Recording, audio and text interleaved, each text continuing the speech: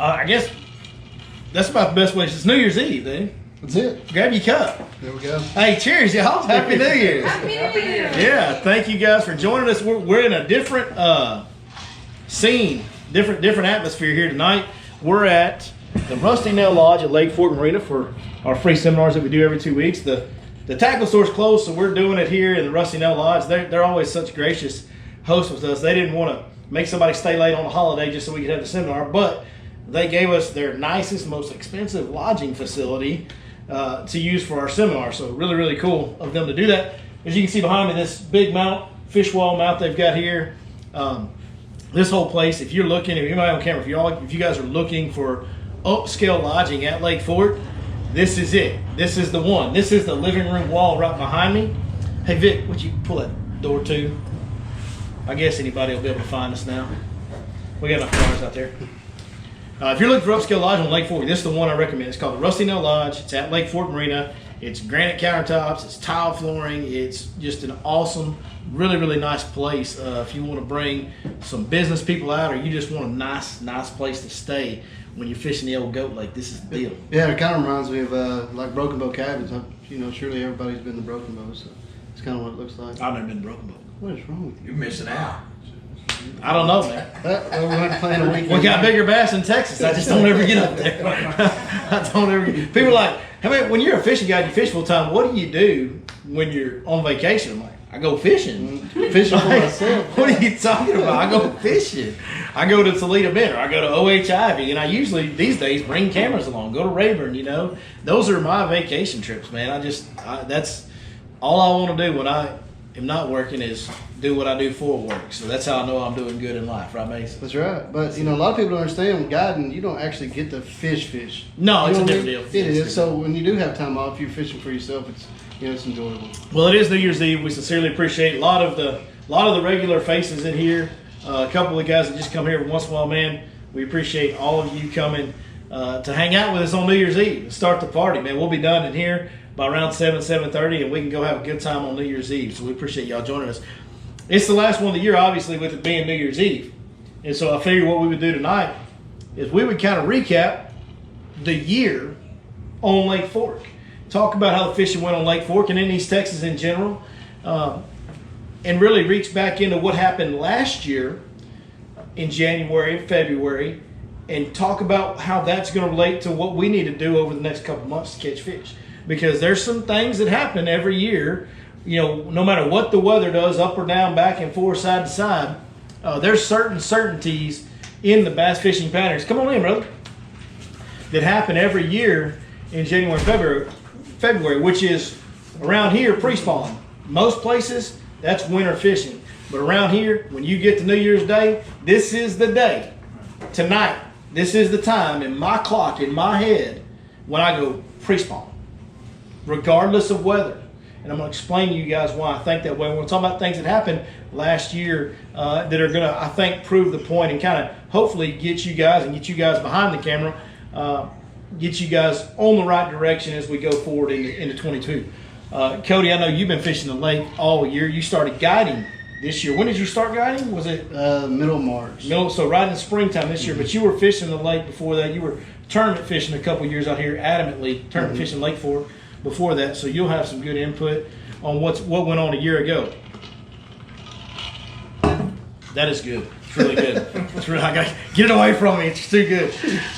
What's that? When it hits your lips, it's just so good. That's right.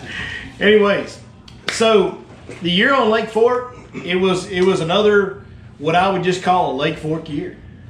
It wasn't that we caught any 17-pounders out of here, anything special. It was just kind of a normal Lake Fork year. If anything, it may have been a little bit, if we're being honest, it's kind of a down year. Yeah. For Lake Fork. It wasn't the best Lake Fork year ever. It really wasn't. But this is the only place on earth where you say that when a guy caught a 15-pounder to win an hourly Big Bass tournament. Yeah. Right?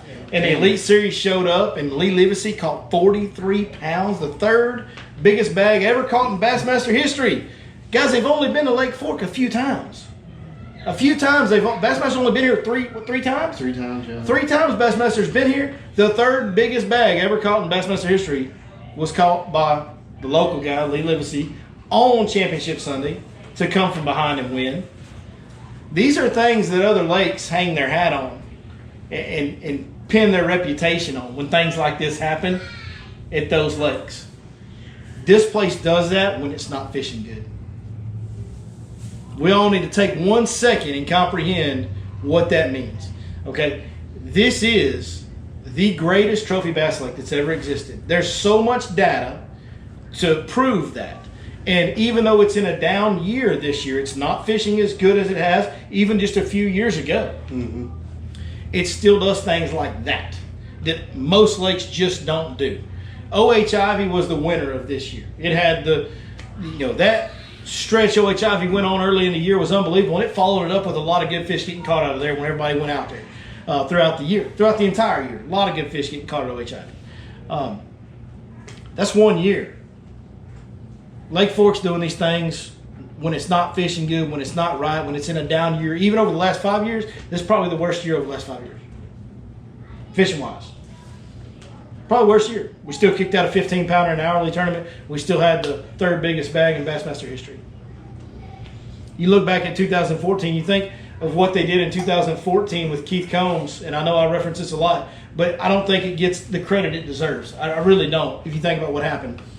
For the entire history of professional level, tour level bass fishing, the entire history of it, they've been to all the best lakes in the country numerous times.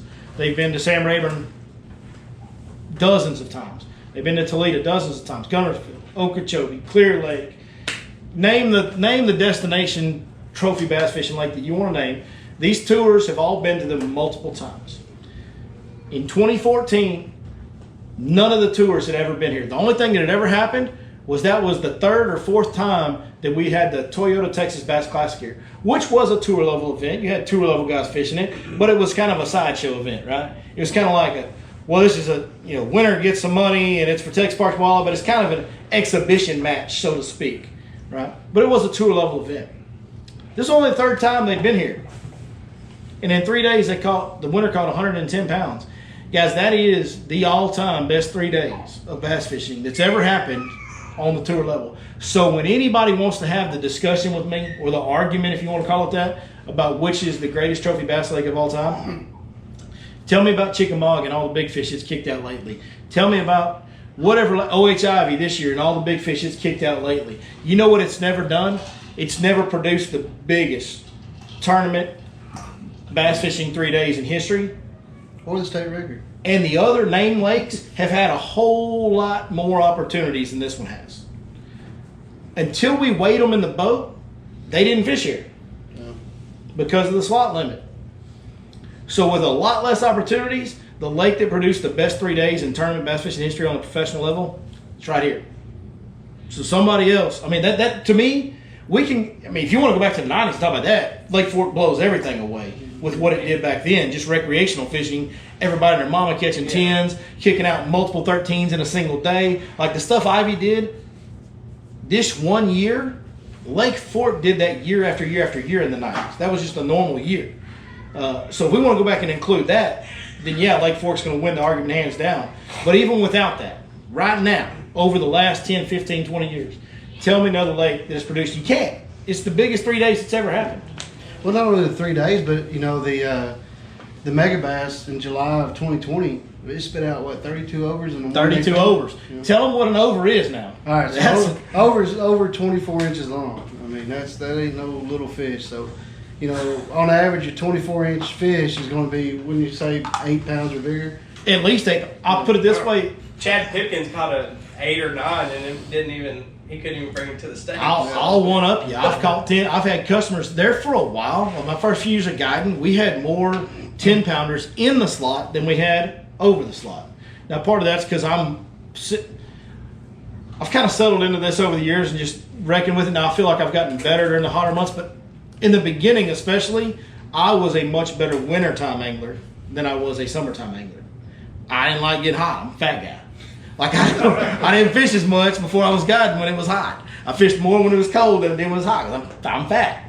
I got blubber layers. I stay warm in the winter, and I get out there and fish. And then when it gets hot in the summer, I'm gone by 9 o'clock. Well, see, I'm the exact opposite because I'm trying to. No, you're fat too. No, I'm fat, but I'm trying to fish in the summer so I lose the weight.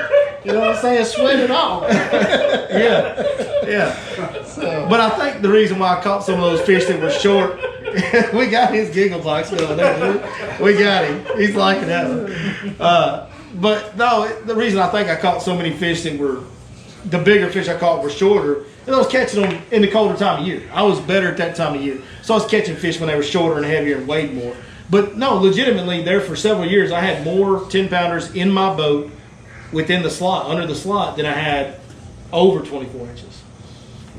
So a 24-inch fish is a huge fish. A 24-inch fish can weigh anywhere from, depending on the fish, about 7 pounds at the lowest to 13 pounds. There's actually been a 13-pounder caught here that was in the slot.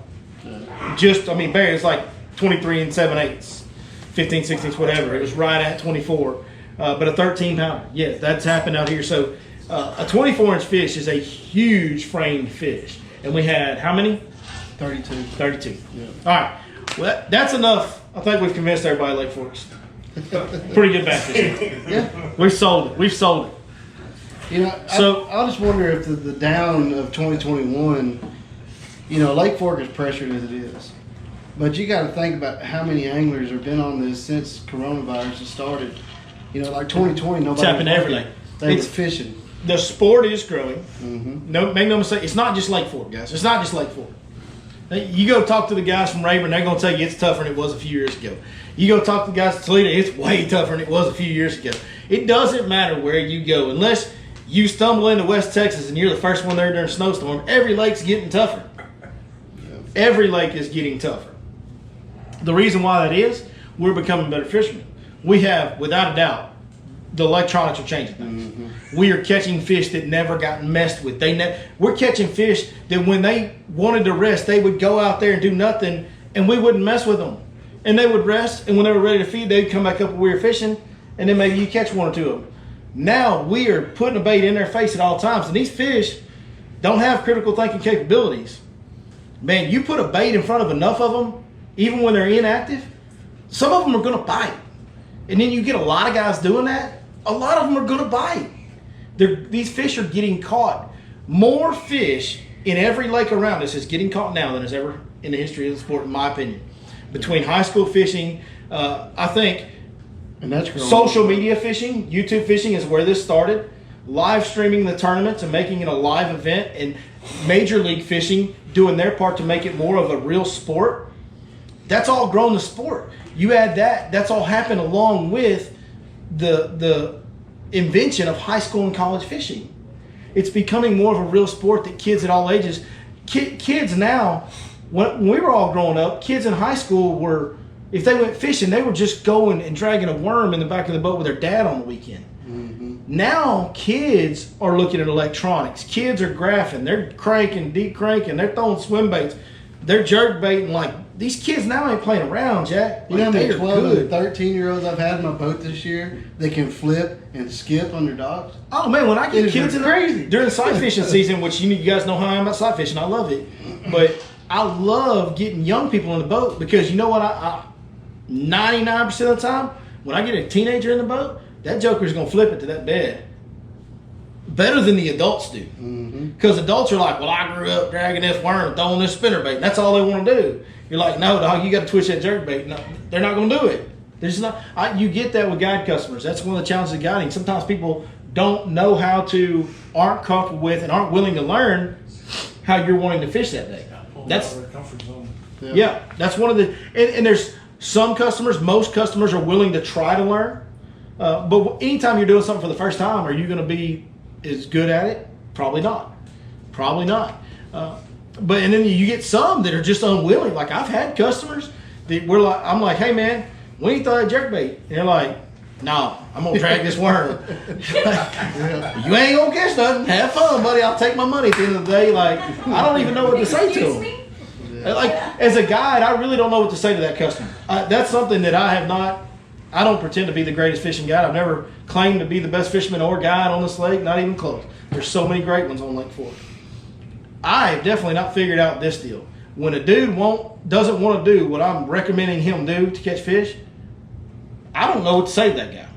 I'm just like, the only thing I know to do is, okay, we'll fish hard the way you want to, and I'll take my money. Like, I feel bad being that way, but I don't know what else to say to that. Yeah, I've been in the same situation, and that's what I tell them. I'm like, well, this is how I'm catching them. But, you're the customer. If you want to fish that way, then I'll tie it on. You can fish that way. Because confidence is so important. It is. But, what a lot of times, so say they don't want to fish with that jerkbait, or they don't want to fish with the shaky head. I'll tie on what they want to throw, and then I'm throwing that, and I start catching fish, and they start to see, all right, that's part of it is building. Yeah, that's part of it is building their confidence and too. So then he's like, hey, let me have one of them shaky heads, or let me have that jerkbait. Yeah, one of the things that we do as guides, and we do. We talk about do now. One thing that we can do as guides, and that I have put into practice, and you sound like you have as well, is early in the day, I'll fish. And especially if I got somebody that lacks ability, lacks experience, or doesn't want to listen, then I'll fish in front of them. And if I can get on a bite and catch 2 or 3, it's going to build their confidence. Yep. And then I can go, all right, here's your rod. This is the rod I've been catching them on. Do it just like I tell you to do, and you'll catch them just like I was. And that gives them confidence. Yep, you're exactly right. And then whenever you hand that off, then I'm grabbing another bait for a search bait. See if we can find a backup bite. Exactly. That's right. Yep. Yeah, 9 times out of 10, after you've gotten a couple bites for the day and the guy's got you catching some fish or he's caught some fish and he hands you a rod and picks up another one, what he's doing is trying to find the next bite when that one stops, because that's the way fishing works. It's always changing. It is. Speaking of always changing, I told y'all we're going to talk about the year at Lake Fork. We ain't even talked about that yet. So let's get on that. So a year ago at Lake Fork, what was happening was we were having a pretty normal January. Pretty normal. Actually, and as we got to the end of January, it got warm. Yeah, it did. I remember the last week, 10 days of January, in some of the shallow water, I could find, like extremely shallow water, I could find up to 59-degree water temps the last week or 2 of January. Guys, we had fish spawning in January. There was fish that I was catching in pairs with bloody tails. I wasn't visibly sight fishing them, but these were spawning fish. And it was a lot of fun. It was a lot of fun. And then we had Ice-mageddon around Valentine's Day or whatever it was. Yeah. The biggest ice storm, snowstorm to ever hit the state of Texas in any of our lifetimes, for sure. And I want to talk to you guys about that, because I think there's a misconception out there that set everything back. And it really didn't. I've heard other guides around Lake Fork and other people in general say that set everything back and everything was delayed, In my opinion, it did not. So what happened was, we got warm in February. Some fish started to spawn, just a few, very, very few. Some fish started to spawn. You had a lot of fish that were getting ready to start spawning if we would have kept warming. The ice storm hits, freezes half of Lake Fork over, left ice in some of the pockets for 10 days, 14 days in some areas, which has never happened in the lifetime of Lake Fork. That's never happened. Go and tell you that. You can look at it ain't been that cold before Lake Fork for that long. But the water temps didn't really fall as much as you think they did. See, it takes water a long time. Water is slow to adjust. Now, did the water temps drop from 60? Hell yeah. They dropped down into the 40s. But did the water temps get in the 30s? Nope. You know what the normal yearly cold for Lake Fork is on a cold year? The coldest I've seen it's 38 once. I've seen it 39 2 or 3 times. But the low 40s is just a normal yearly occurrence. And all that happened with that freeze was the water temps across most of this body of water got to slightly above normal cold for the year. So how did that set us back? If we never got colder than we normally get. We never even got as cold as we normally get. The water temps only got down to mid-40s, guys. That's all they did. They got down to 45-ish. That's all they did. And then immediately, once the ice broke, we had a week where we had 80-degree temperatures. So the water started warming back up. Now, what happened was that water got back into the 50s the week after the storm, the ice, and it stayed there until the last couple days of March. It didn't get into the 60s until the last few days of March. So what happened was we had a prolonged period where fish were stuck between pre-spawn and spawn. You had fish that were full on pre-spawn, ready to go, water warms, they're okay, we're going to start moving into pockets, we're about ready to spawn. Boom, they get hit in the mouth of cold front, they back out, they stop. They shut everything down, they slow down, they don't move, they don't really feed, they just kind of hang out. Because they're waiting for that next warm spell to get warm enough for them to go drop eggs and have them incubate and hatch. Then we get 2 months or a month and a half of the same temperatures. Those fish got stuck in that in-between mode of pre-spawn and spawn for over a month.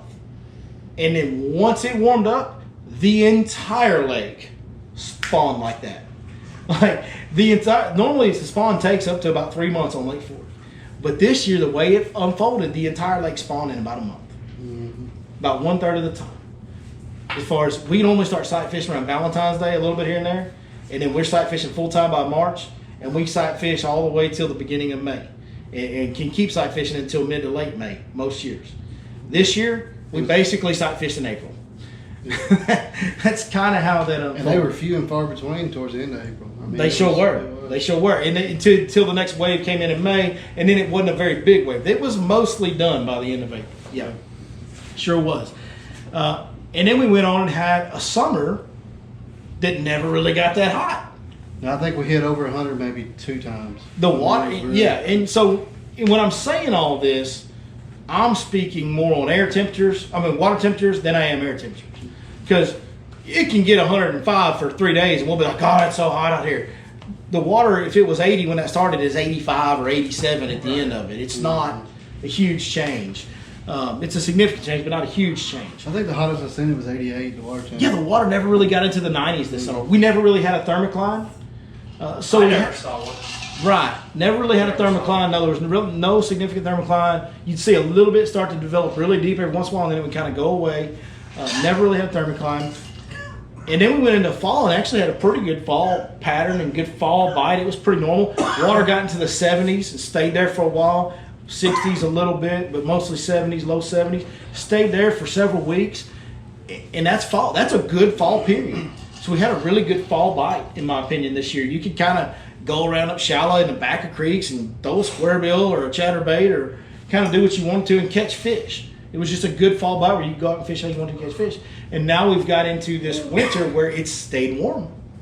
The water's in the 60s and it's December 31st. The fish are in transition still. So outside of our fall period for 2021, we have had a year that has mostly been in between on Lake Fork. And if you want the answer to why the lake hasn't fished as good, it has nothing to do with fish population. It has nothing to do with grass, no grass. What it has to do with is the conditions Mother Nature presented us.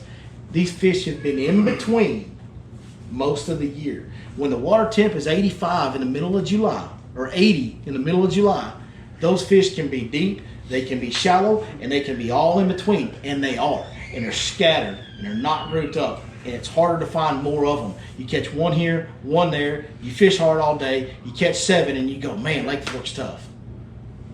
You know, that's another reason. I don't know if you've noticed this year, but the topwater bite was not as good as it usually is. You know, me and Vic were talking about it the other day. I was disappointed this year in the topwater bite. Yeah. And it's because they were stuck in transition. Yeah, and you add that to the and this is something we can complain about once, but it's something we're going to continually face, the added pressure. Mm-hmm. Yeah, and COVID happening when it happened, with MLF being here in 2020 in March, the week that COVID broke loose and kicked everybody out of work, the MLF was out here and they were on a warming trend on the full moon in March and they were whacking them, right? And I'm telling you, anybody that was out here at that time full time can tell you this. The traffic picked up immediately the next week, and it didn't stop that whole summer. It never let up. It's normal for traffic to pick up in March on Lake Fork. When they start biting, when that warming trend comes in and that moon hits, that's normal to have that traffic pick up. It's usually gone by the end of June. It didn't leave. It stayed the whole year with people being out of work that year, and everything else we mentioned earlier is just growing sport, more people, more electronics, We're going to deal with the growing pressure, but you add fish being at in-between temperatures, in-between phases, spreading the fish out, then you add more pressure on top of those fish. It's going to push them into places we don't normally look for them. That happens. What they found a lot of times on that track, and I need to do an update on the tracking survey with Jake, but our Texas Parks and Wildlife Department has been doing that tracking survey, and what they have found is that a ton of these fish go to in-between places we don't normally fish, and they stay there throughout the year. That's pressure, guys. That's what that is. These fish are not hanging out on a point when they find them. They're not hanging out on a creek bend. They're on a piece of timber off the side of something, kind of out away from everything, in 8 to 12 foot of water, 15 foot of water. They're just kind of hanging out in no man's land around that tree, and every time they track him, some of them are on the same tree every time. Some of them are on the same dock piling every time. I mean, most of these fish have a very tight home range that they stay in. Especially the one that was Mouth of Little Caney there, over there by the island, isn't it? Mouth of Birch. Mouth Mouth of Birch by the island. Birch, They had one fish that was literally on the same stump every time they tracked him, except during the spawn. And they lost him during spawn, and then when spawn was over, he came back, he's on the same stump. So these fish, the pressure does affect those fish and push them in areas that we're not. I mean, who's going to look in 8 to 12 foot of water with no structure? Not me. Nothing in any book I've read has told me to do that. And that is another point. Sometimes these fish don't read the same books we read, y'all. You know what I mean? Like, they just don't read the same books we read sometimes. So that's kind of, it's been a grind of a year. All that being said, it's still Lake Fork. We still go out, and if you catch 7 fish on Lake Fork, or 10 fish, or 12 fish on Lake Fork, you got a chance to catch several big ones. Mm-hmm. If you catch 10 fish on Lake Fork, one of them's probably going to be over 5 or 6 pounds. Yeah. It still is that. Like, that still is the way this lake is. So talking about this year and spawn and the Share Lunker program doing this study, or Texas Parks and Wildlife doing this study, you know, back in late March, early April, whenever Vic was having little Cody, you know, we told him we were going to catch a fish that was bigger. Still your girl junior. Yeah. Yeah, still your girl junior, yeah. So, you know I love you. I do. But we told Vic we were going to catch a fish that was bigger than his baby that was born that day. And what happened? This dude caught 11 pounder. So, yeah, I have a question about that. I've actually been thinking about that here lately. Okay. What did you find out in their studies? Because I've never heard you talk about it yet. Did they ever get back with you about, was that fish a Share Lunker fish? Was that fish? No. So it didn't have the DNA of any? I haven't heard the DNA results. I haven't asked in a while, but they told me to expect it's a long process, so I may not know until next spring. Okay. So, I was curious. But I'll check with them. I do need to follow up on them, so that's a good reminder. Yeah, no, we did. We took scale samples off that 11 that I caught that day you were with me and turned it in. So we're going to find out the genetic, whatever they can find out about the genetics of that fish. And if it's related to any of the Share Lunkers, the mini Share Lunkers, like if it's one of the offspring from a Share Lunker that got stocked in here, they'll be able to tell. So. And one thing I know you're going to do, because you're probably just like me, you're going to be going back there within a few weeks of that time that you were there. Well, how awesome would that be to catch her again and be able to prove it by getting another scale sample to turn in? Now, you know, I haven't thought about it like that, about the scale sample, because that's the only time I've ever taken that scale dude on sample. housing did that. Yeah, the one that caught Danny, yeah, but he wasn't sight fishing. He just caught it off the same dock 2 years in a row. Mm-hmm. Yeah. And we didn't have scale, so there's no proof. But if you look at the 2 pictures, that's the same fish. Oh, yeah. That's the same fish, for sure. And so that was cool. Yeah, I did a big interview with him about that. That was really cool. But no, I haven't thought about it like that, taking the scale samples. I will say that I have seen, dude, the odds of pulling in there on a day a fish that big is spawning when she's ready to bite. When those fish get that big, the bite window on them bedfish when they're spawning gets so small at times. The odds of me pulling in there and being able to see her the way we did that day when she was just ready to go, didn't take long. Mm-mm. Like, you think, man, I found me a 10 pounder, I'm going to sit on it for 2 hours. Bro, let me tell you something. One time, and it was a 9.5, wasn't even a 10. One time in my life can I think of that I spent all them hours on a fish and caught it, on a big one, right? Like, if I pull in there, whether she's 10, 11, 12, 15, it don't matter. I've had one that I'm 99.9% sure was 15 on Toledo Bend one year on a bed, and I fished for it for 4 hours straight. And all I got was she bit the tail off one of my baits one time. She bit, I said the hook lost the tail. That's the closest I got to her. But I fished for her for 4 hours straight. So in my history, you have to catch those fish when they're going to bite. And if they're going to bite, it's going to happen pretty quick. If you don't run them off, if you don't get right on top of them, if you do everything right, it's going to happen pretty quick. Well, it was crazy that day. I'm not saying that you wouldn't have seen it or I wouldn't have seen it, but that pocket, it was a narrow pocket, and that pocket was actually dirty that day, if you remember. Yeah. Okay. And the only way we actually seen her is I guess she was chasing something off her bed and we seen the weight. Well, and if you'll remember when we went in, we didn't see her. No. We went in and went by that bed, saw the male, like, 3-pounder, whatever. We caught plenty of those today. Yeah. Went past him, turned around, and went to set up on him because we didn't see anything bigger in the back of the pocket, and she was there. Yeah. And she was moving where we could see her belly flash. But that pocket has a steep bank on it. Mm-hmm. And well, in that section it does. And so we couldn't see that fish. And when we went by, she was probably sitting right there and never saw her. But then when we went by the second time and stopped and she moved, we saw her, saw the white of her belly. But then when I flipped in there, she came. Yeah. Right up on the bed on the first couple flips. Even though the male was up there, man, she came right to the bed and looked at it. And once she came to the bed and looked at it nose down, I was like, mm-hmm. But you caught the male first, if I remember right. Oh, yeah. And then we put him back. And he bit it the second time, and then after that, he didn't bite it again.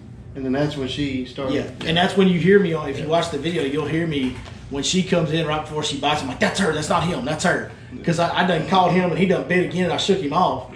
And I caught her. Yeah. That was really cool. It was. Fun day. Speaking of year in review, that was the biggest fish in my boat this year. Yeah. Biggest fish in your boat, I think, belongs to Mr. Pearsall. Well, we were actually in his boat that day. You can't even claim it was in your boat. I just found the spot. So he does get some credit for finding the spot. He's a hell of a net man, and we'll just say that. Hey, I will take that. As a guide this year, a lot of people caught their personal best with me. It's not a bad thing to be a good He caught his personal best. You caught your personal best. Well, we were in your boat, but I think I'm a lucky charm, man. We need somebody not fishing. Y'all need to book a trip with Cody Mays. That's what it is. Lucky charm. Lucky charm. My first guide trip of this year. If you pull that golden horseshoe out of your boat, you're screwed. Well, I can't say this in the camera what my daddy always tells me. But you can edit this, can't you? If I need to, yeah, we'll see. So my daddy always... All right. Yeah, we'll edit that out. Yeah. We'll edit but Billy pondered it for a second. He was like, yeah, I was thinking, man, he didn't say nothing. Yeah, we're going to go ahead and edit it. But sorry, folks on YouTube, you couldn't hear that one. But, I had to go back because, man, my luck used to not be good at all. And, I'm not trying to get emotional or nothing, but my luck turned around when my brother got killed. I swear to God, that kid is with me 100% of the time. That's awesome. Because ever since he died, it ain't been nothing but up. Yeah. So that's great. That's great. But like first guide trip this year, man, I was stressed. I was worried. I was like, oh my gosh, man, this is gonna be bad. Because I've never experienced it. Oh, it's stressful. It is. And then we show up and it's a corporate trip. So I'm like, oh my gosh, there's... Now you got to fish against other guys. Exactly. Yeah. And what I mean? Hey, every one of them corporate trips, because listen, all these guys that guide out here, they all fancy themselves as being good at fishing. Yeah. Like, I at least, I think there's a lot of them like me. They're, like, I'm self-aware enough to go, there's a lot of guys out here that got a lot more skins on the wall than me when it comes to fishing. That doesn't mean I don't want to beat their brains in. Yeah. Like, every time you line up on a group trip, it is a tournament. Yeah, Greg's been against me in one of those.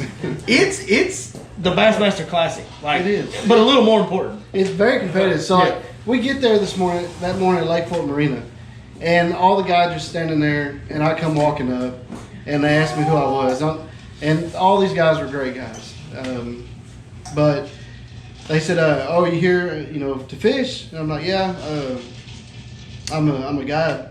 And I was like, "What's your name?" This is your first time. Yeah. Your first gotcha. Yeah. And they're like, "What's your name?" I'm like, "Well, that's Cody Mays." And they're like, "Man, we've never heard of you. How long have you been guiding?" Today. Like, this is my first trip. And one of them kind of rolled their eyes, you know what I mean? And I'm like, all right, here we go. Whoever gets this joker, they're losing. So at this point, I was the only one in the group that had a live scope. Their active target was Lawrence. And so there was 2 guys that wanted to crappie fish. And I do know how to crappie fish, but the guy that was over the group said, hey, do you want to take these guys crappie fishing? And I'm like, I don't know how to crappie fish. No. There you go. We're going back. We're going to catch a big green one. Yeah. So they put me with this granddad and grandson, and never thrown a bait caster. There you go. Never fished in a lake before, and I'm like, man, this is the test of all tests right here. So we spend the first 30 minutes teaching them how to throw a bait caster, and they pick it up quick, okay? And what we're doing is we're pitching at the edge of the grass line with wacky worms at this point, just trying to get them, teach them how to flip and stuff like that. That way we could go bed fishing later. And the grandson had flipped that wacky worm out, and I told him, I said, now look, I said, you may not feel the bite. I said, you may just start swimming, and you need to set the hook. And he said, okay, all right. And I turned to look at the granddaddy to help the granddaddy out, and I happened to look at his line. I was about to say set the hook, and he set the hook. And Vic was in that same cove just by chance, and man, he this fish comes up, and I'm just like, oh my gosh, I'm just full of emotions. I grabbed the net, I threw the net down, I grabbed the net again. Oh hell, jump in. Yeah. Tackle that fish, son. Don't let it get off. Well, he gets it up, and I net this fish, and I think I'm more excited than this kid is that just caught this big old fish. You were. Yes. Yes. And I said, that's what I'm talking about, And he's like, yeah. I swear he heard me from 200 yards away, but How big was it? it was a little over 9 pounds. Wow. Wow. Yeah, it's big. Wow. But, Yeah, it's Cody has done great, man. He has thoroughly impressed me. He come to me and told me he wanted to start guiding, and I've known Cody for a while now. I know his character. I know. Here's the thing about when you're a guy who's got an established guide business, and you got a guy that wants to work with you, and I'm not the only one that does this. There's other guys, they do this, they have their little groups around here and all that, and there's plenty. I had a guy that started me out. It was Andrew Grills. I think it was the day after that story I told y'all earlier, actually.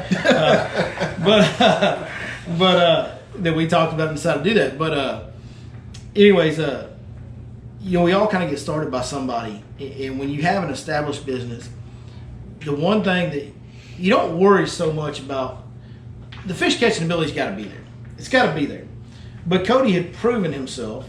Cody and Vic have both proven themselves fishing tournaments out here.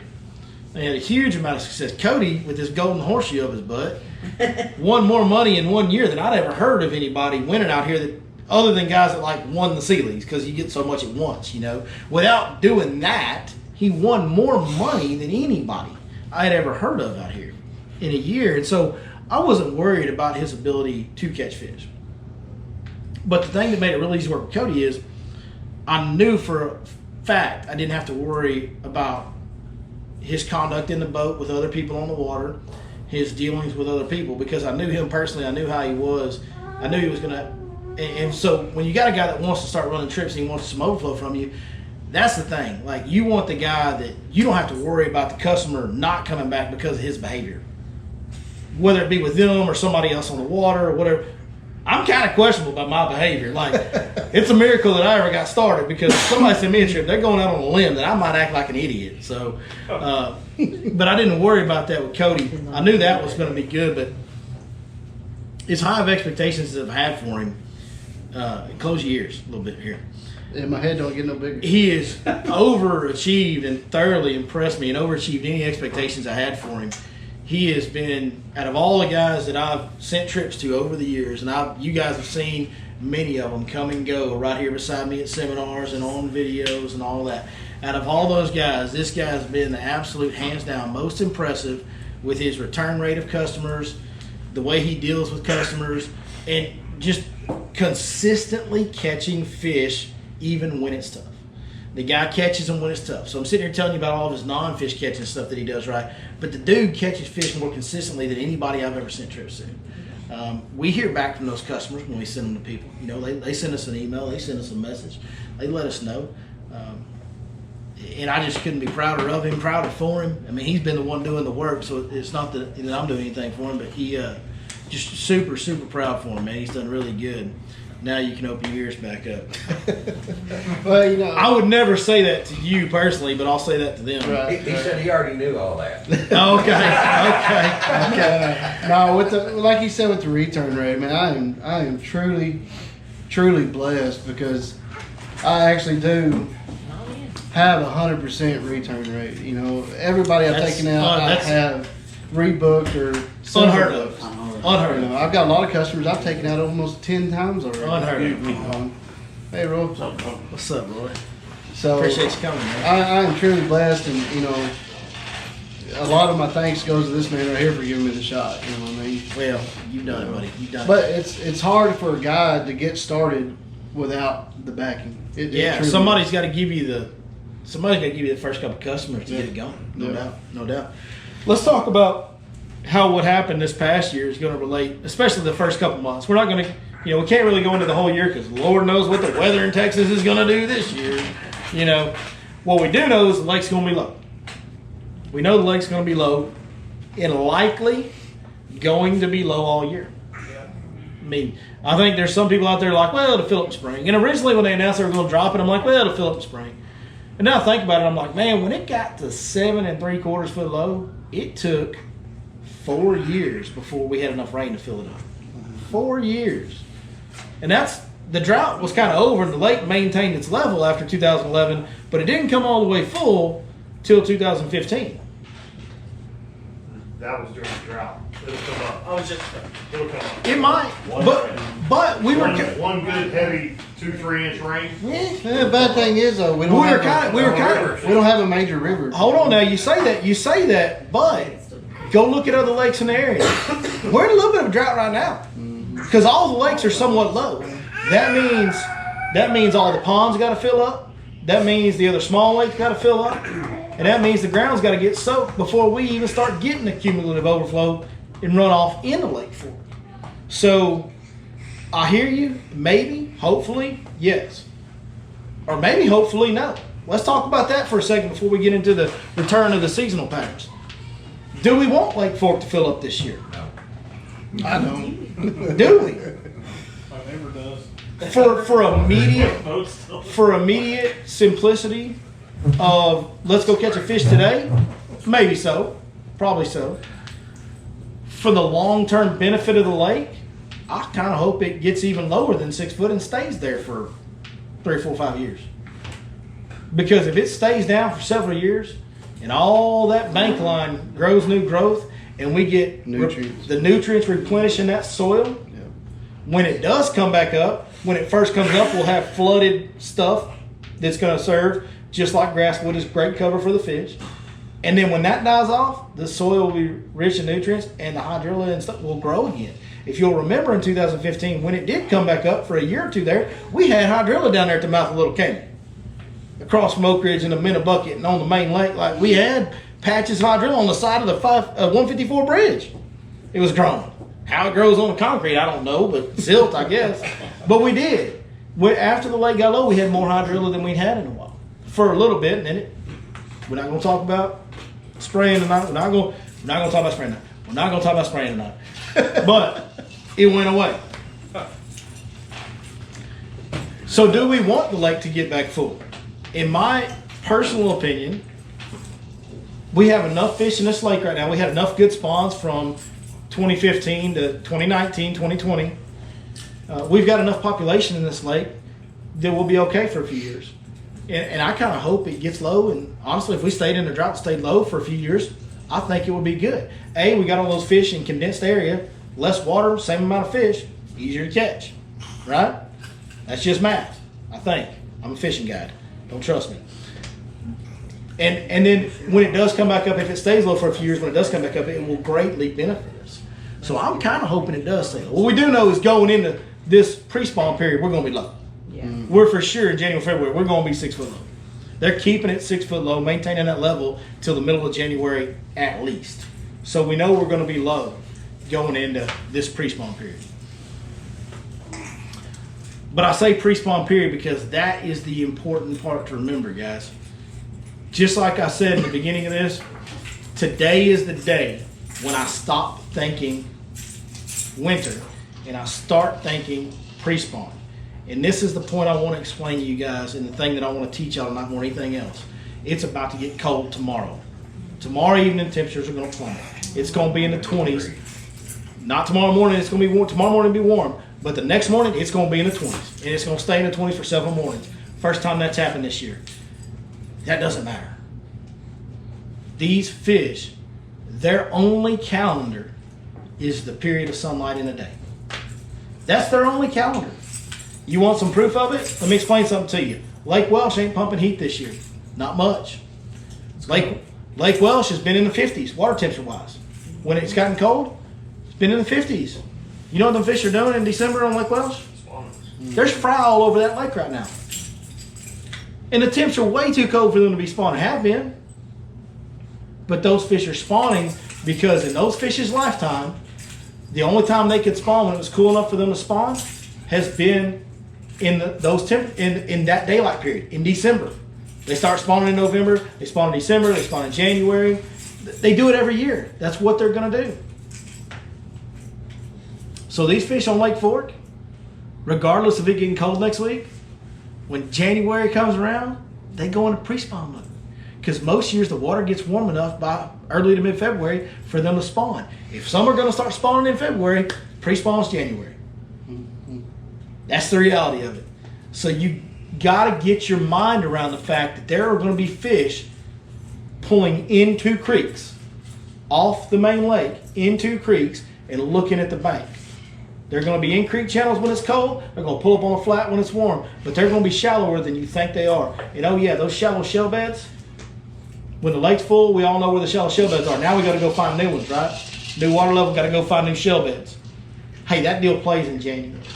I'm telling you guys, last year, the best, most consistent thing I had going, regardless of how cold or warm it was, is I had some shallow shell beds that I could go to every single morning and get bit on. I could throw a flat-sided crankbait and a jerkbait around those shallow shell beds and catch quality fish every single day in January and February. You know, speaking of shallow shell beds, you know, we were fishing one quite a bit until that elite tournament. And then every time we pulled up on it, there was 20 fish. Yeah. Lee Island? Yeah. Lee Island's out of the water now, Jack. I'll tell you, there's something pretty cool to look at, though. Towards the end of that point, there's an old house foundation. It's now out of the water. You can see it. You can actually see the concrete foundation. It's still there. And like the spot that I would always set up on was right outside of that. I knew that foundation was there. You could see it on 360 and side scan and all that. But when the lake's full, that foundation's in about 3 or 4 foot of water. Now it's out of the water. You can see it. You can troll right up off the side of the point and look right at it. And another thing that I learned is off to the side of that, which I didn't know, a bunch of tires right there. Mm-hmm. That I can visually see. Tractor tires, aren't they? I don't know what kind of tires they are. I know they're tires. But I know now I'm not just going to cast up that point and across that foundation. I'm going to fire some over here to this side and hit them tires too. Lake being low provides an opportunity to learn. I mean, if you don't spend more time on the water with this lake being low than you ever have during the winter, you're missing out. The best thing that ever happened to me that helped me be able to become a fishing guide on this lake was I moved here at the end of 2009. And by the end of 2011, the lake was at an all-time low, and I was obsessed with everything Lake Fork, and I was out here every day I could be, regardless of weather. And the lake being low, when I was out here all the time like it was, taught me, A, how to navigate this lake. B, it taught me so many things about different drop-offs and creek channel swings. There's so much stuff that I learned all the way back in 2011 that I still put into play right now. Won't be able to now that the lake's 6 foot low, but I have all these years of guiding. There's stuff that I found out. There's little subtle drop-offs off the side of a point, a little indention into a point that won't show up on any map chart. It won't show up on your graph. It's something you just have to see to know. The thing about fishing is these fish are super dumb. They're super dumb. But they live in a world we don't understand because we can't see it. It's under the water. We can't use our sight, hearing, taste. Like we can't use our senses to understand what's going on down there until the lake drops, and then you can at least get the visual. You can get the sight part of what they're dealing with in your mind. And you can mark it on your graph with today's technology. You can put it in your memory bank. If you're fortunate to have a good memory, you can make notes in a journal. I mean, there's all kinds of ways that you can document this stuff so that you'll have it going forward. And if you fish a lake a lot and it gets low, man, that's when you need to be on it the most. Because you can learn little subtle nooks and crannies that are, I mean, there's so much stuff that I can tell you guys. Like stuff, it blows customers' minds. Like people that get in your boat that don't fish Lake Fork, you're like, hey man, throw it right there. And thunk. They go, what? How does this guy know that? Because I saw it without the water on it 10 years ago. Carrie is doing that, and here I am talking about going out there spelling my name with tires so I can be funny. That's the best idea I've ever heard. That might be the best idea. To explain that for the viewers that don't know. All right, so I'm going to do this. Hands down, it's going to happen. But, you know, people are always talking about you're on my spot. You're fishing my spot. You know, regardless, I'm going to go out there with tires, and I'm going to spell my name, Cody's Spot. That way, when people go by with their side imaging, what do they see on the screen? Spells out Cody's Spot. Everybody going to laugh. It's going to be hilarious. Or if you're fishing it, I'll be damned, that is Cody's spot. like, or so if you pull up on it, somebody's on it, you pull up and be like, hey man, that's my spot. They'll be like, no, it's not. Yeah, look at my 360. It says Cody's Spot. Yeah. What is the old thing? That's not your lunch. Does it got your name on it? Actually, yes. Yes, this spot has my name on it. Yes, it does. Mm-hmm. Yeah, it's going to happen. No, that is a great idea. But just start thinking pre-spawn. And when you think pre-spawn and you think low water, okay, we don't have hydrilla and coontail. So in the last 5-6 years, whatever it's been, man, yeah, I'll do some creek channel bed stuff with a jig. I'll do some shell bed stuff, shallow point stuff.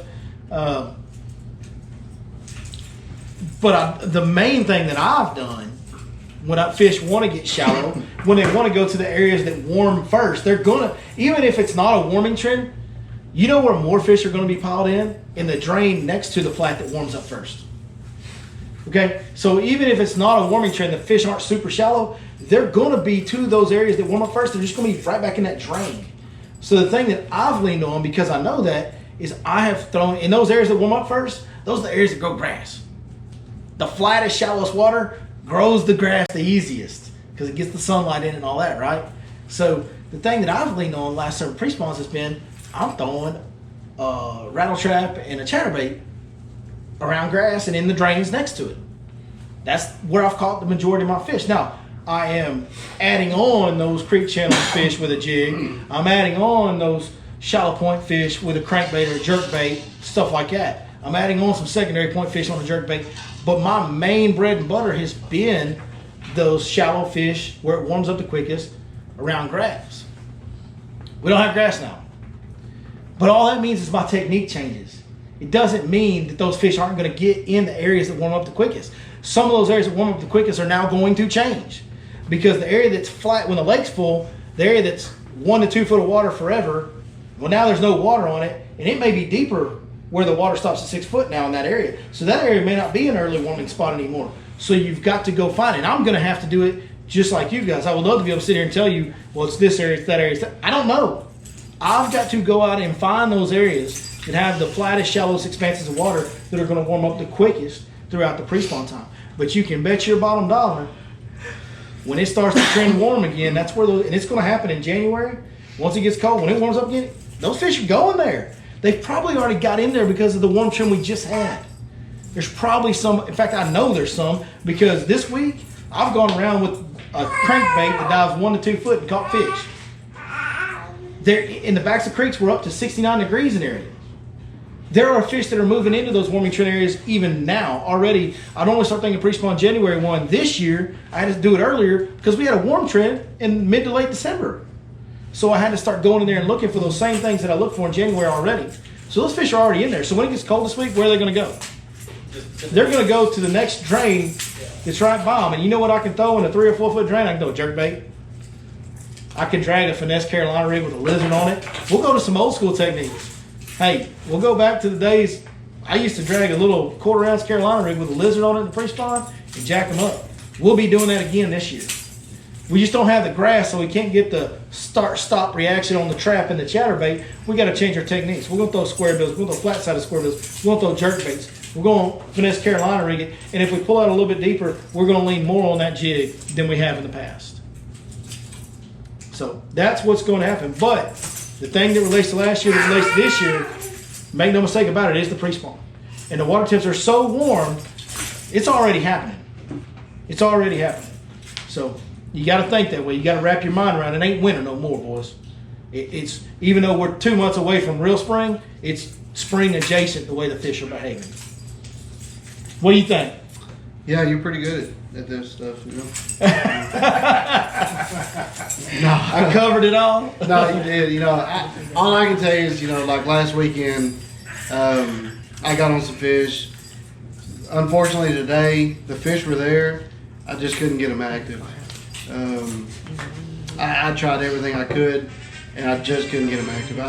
It's not the fish's fault. It's probably my fault. But you know, we all have those days. Yeah. Even the best on the biggest level, we all have it. How many times you see a guy in a tournament go out, catch a lot one day, not catch a lot the next day? It happens. Yeah.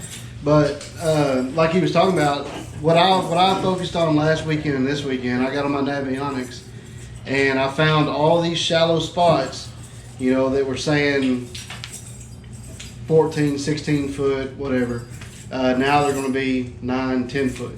Okay, I'm finding these shallow flats with a steep ridge on the side of it, and you know, I found just in one little area, I found 5 or 6 of those, and they were all the same way. The fish were loaded up right off that drop off. There was bait fish, and the fish were underneath. And what I was doing, I was sitting on the shallow side, throwing over that ridge, dragging it up. And you know, last weekend was one of those weekends you could not throw nothing wrong. I was throwing a jerk bait, I was throwing a crankbait, Carolina rig, jig. I mean, you name it, I threw it just for the heck of it. Yeah, the way the weather trended, they had to bite last weekend. Yeah. I mean, they had to. They didn't have a choice. Yeah. The way it trended, the way the weather was trending. And you know, I was kind of talking to Billy about that. You know, even if they're there right now, you know, in the wintertime, spring, they're pretty much locked in. They're not going to go too far. So like right now, this week it's a warmer trend. Tomorrow night it's going to get back down in the 20s. Those fish that are right there are not going to go too far, because that drop down of that ridge goes down to 28 foot of water. So they're going to pull back just a little bit, but they're going to be still in that little canal. And so once you find them, you're going to have them until they go doing their pre-spawn in full swing. You know what I mean? And that's my way of looking at it from the outside in. So. Yeah. Well, kind of, if you guys have any questions, please feel free to ask them. But I guess I'll kind of start wrapping it up on this, give you guys a few baits to make sure you have ready to go for this period that we're dealing with pre-spawn.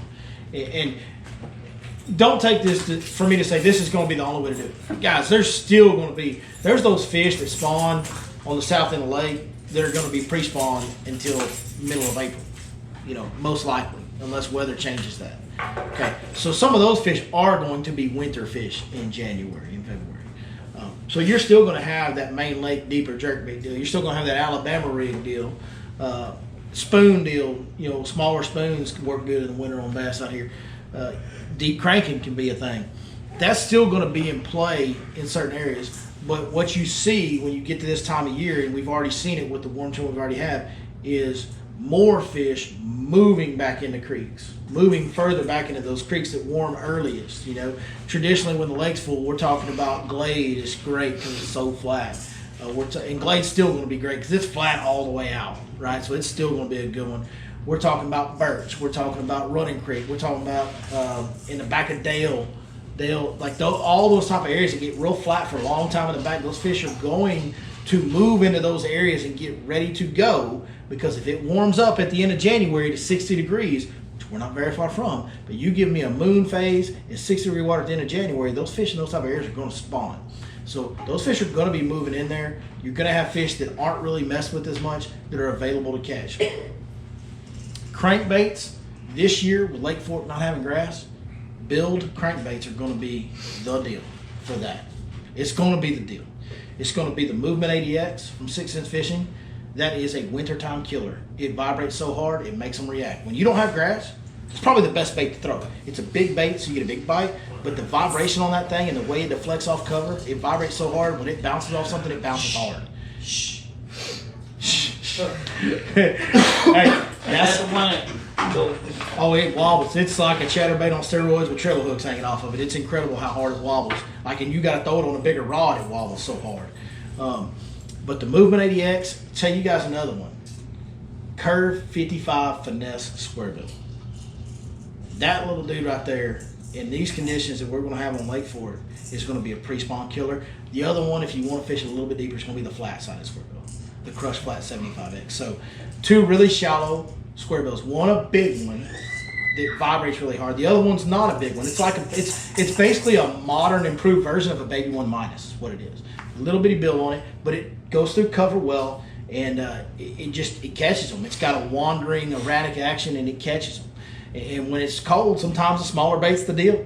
Movement 80X ain't always going to catch them when it's cold. It'll always catch some, but it ain't always going to catch them all. When it won't catch them, that Curve 55 usually will. But with our lake being what it is, basically wood in open water, and a lot of wood, those build crankbaits are going to be the deal this pre-spawn. So make sure you go get those. You can order all those at 6censfishing.com. When you do, be sure you punch in that code. You're a Lake Fork guy. You'll get a 10% discount. Y'all ever get tired of hearing me say that?